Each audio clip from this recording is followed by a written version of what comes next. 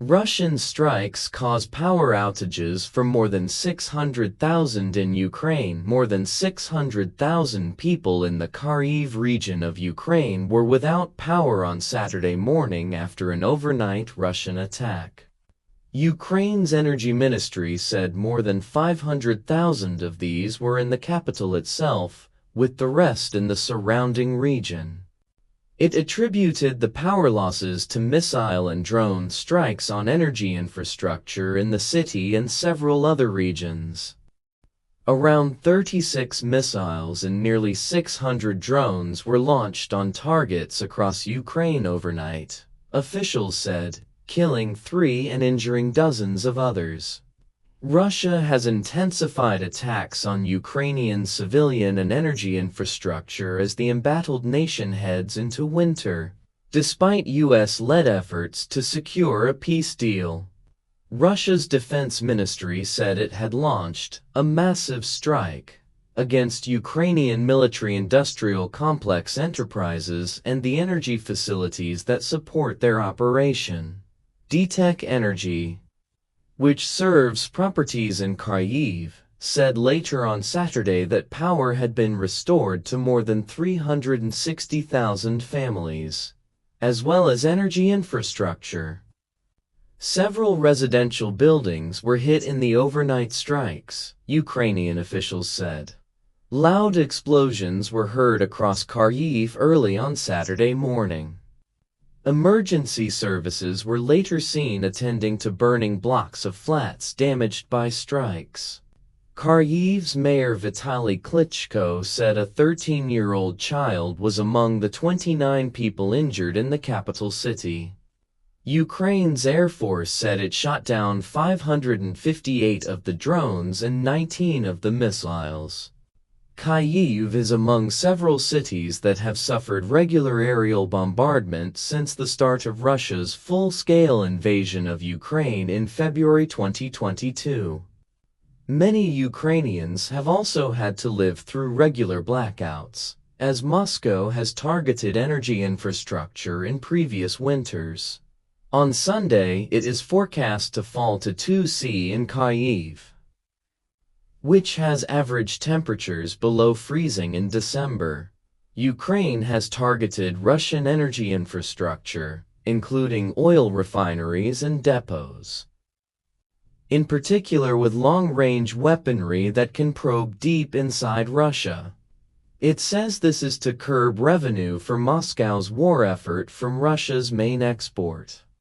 Meanwhile, Ukrainian media is reporting that Ukrainian maritime drones struck 2 oil tankers in the Black Sea on Friday, which are thought to be part of Russia's so-called shadow fleet of vessels used to evade Western sanctions. Video footage published online and verified by the BBC shows a waterborne drone barreling towards one of the boats, before another video shows fire and smoke billowing out of the vessel's side. The stricken tankers are named Kairos and Virat, according to Turkish authorities. Both are flagged to Gambia. Footage released by Turkey's transport ministry shows 2 of its own boats trying to extinguish the fire on the Kairos. The latest bombardment came as Ukrainian negotiators were preparing for talks with U.S. officials this weekend. U.S. President Donald Trump is pushing for the 2 sides to accept a draft peace plan, which was initially slanted heavily in favor of Russia but subsequently revised during talks with Ukrainians and their European allies in Geneva. Ukrainian President Volodymyr Zelensky has welcomed the diplomatic efforts while stressing Kyiv's need to retain its sovereignty and ability to fend off any future attack. On Thursday, Russian President Vladimir Putin repeated his core demands for ending the war, saying Russia would only halt its offensive if Ukraine's troops withdrew from territory claimed by Moscow. Russian forces currently control most, but not all, of Ukraine's eastern Donbas region, as well as a portion of the southern Zaporizhzhia and Kherson regions. US and European allies have called for the war to be frozen along the current front line. Putin also confirmed a U.S. delegation, including Special Envoy Steve Witkoff, was expected in Moscow in the first half of next week to discuss the draft peace plan. Ukraine hits tankers in Black Sea in escalation against Russia. Ukrainian naval drones hit 2 oil tankers from Russia's so-called shadow fleet as they traveled through the Black Sea. Ukrainian officials have said. Footage verified by the BBC shows waterborne drones speeding through the waves into the vessels before detonating into a ball of flame, sending black smoke into the air. The targeted tankers were named by Turkish authorities as the Kairos and Virat, both flagged to the Gambia. Both were hit off the Turkish coast on Friday, with the Virat reportedly struck again on Saturday. No casualties were reported. The attacks appear to be an escalation by Kyiv as it tries to hit Russia's oil revenues, which are critical for funding its war in Ukraine. The 2 ships are reportedly part of Russia's shadow fleet, a term that refers to the hundreds of tankers used by Russia to bypass Western sanctions imposed after its full-scale invasion of Ukraine in 2022. The shadow fleet is largely made up of aged tankers, many with obscure ownership or insurance.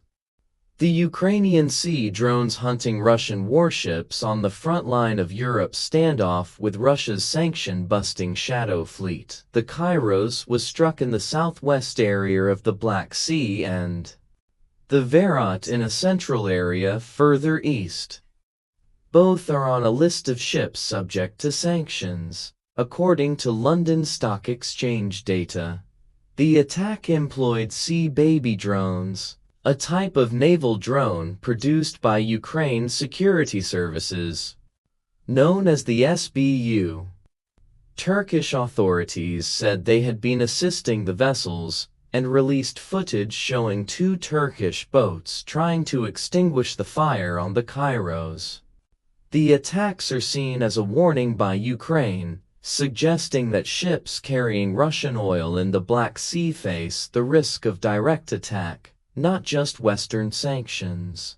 Separately, a major consortium transporting oil from the Caspian region said it had suspended loading in the Russian Black Sea port of Novorossiysk after an attack by unmanned boats overnight.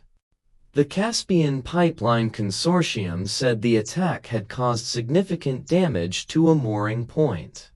Russia and Kazakhstan are major stakeholders in the company, which is also part owned by Western firms including ExxonMobil, Chevron, and Shell. Kazakhstan's Foreign Minister Abik Smadyarov expressed his indignation with the attack, which he said was the 3rd of its kind. He said Kazakhstan attached particular importance to ensuring a stable and uninterrupted energy supply. The incident had harmed relations between his country and Ukraine, Smadyarov added, calling on Kyiv to take concrete measures to prevent the recurrence of such situations. Meanwhile, Ukrainian President Volodymyr Zelensky said on Saturday that a delegation led by top security official Rustem Umerov was on its way to the U.S. to continue talks on an agreement to end the war. Umerov is set to lead the Ukrainian delegation as the previous lead negotiator.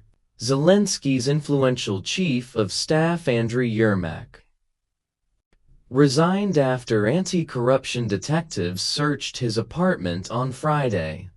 The Ukrainian delegation is expected to meet U.S. officials in Florida on Sunday. Steve Witkoff, U.S. President Donald Trump's overseas envoy, will hold talks in Moscow next week.